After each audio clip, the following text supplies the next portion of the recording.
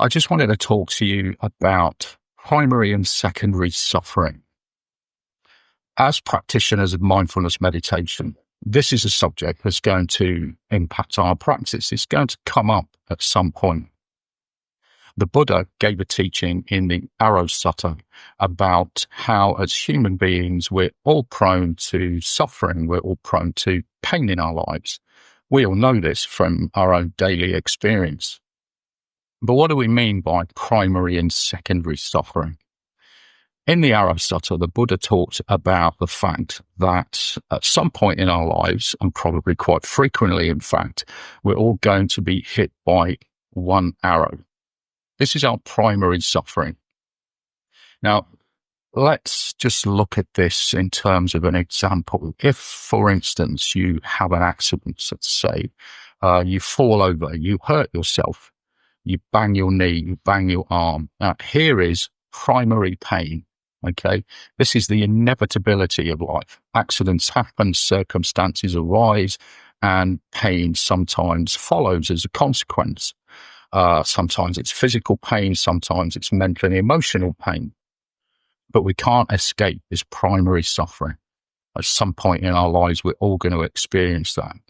But then what happens when we've had that accident, once we've received that first arrow, once we're subject to that primary pain, what happens then is that the mind starts going through its filing cabinet of all similar experiences. It's looking for a solution. It's looking for a way to resolve that particular pain or that mental and emotional upset.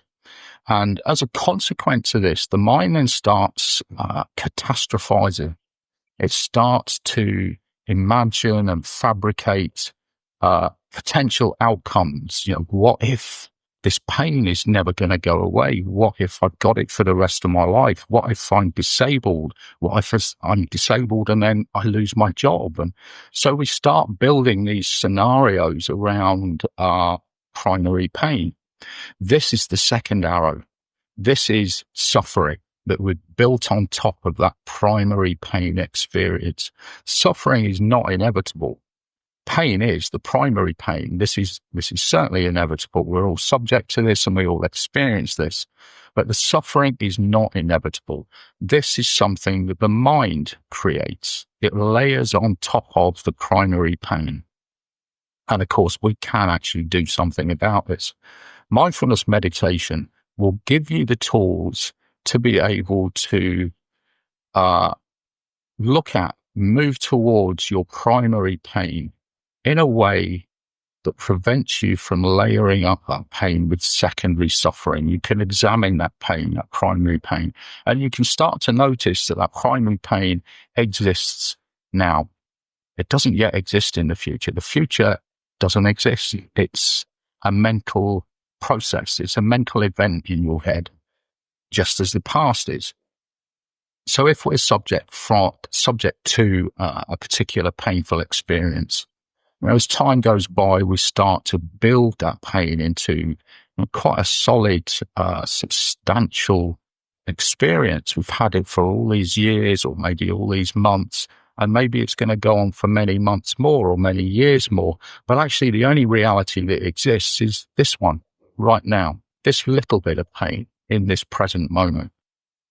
And when we can start to realize that there is only now, the future doesn't exist and nor does the past, when we can stay in this present moment, we're much more likely to be able to cope with that primary pain without layering it up with secondary suffering.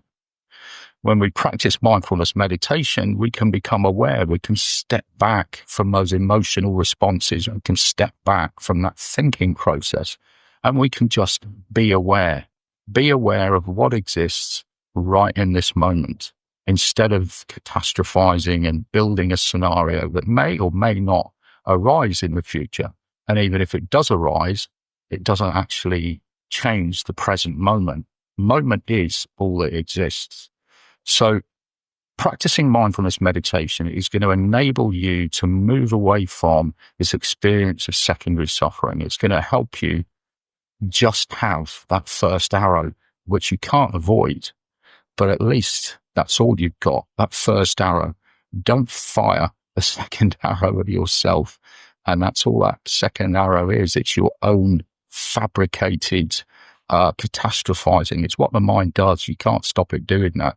But mindfulness meditation is certainly going to help you just be with that primary pain rather than the secondary suffering as well. So I just wanted to say a few words about that, and I hope that's helpful. Okay, thank you very much.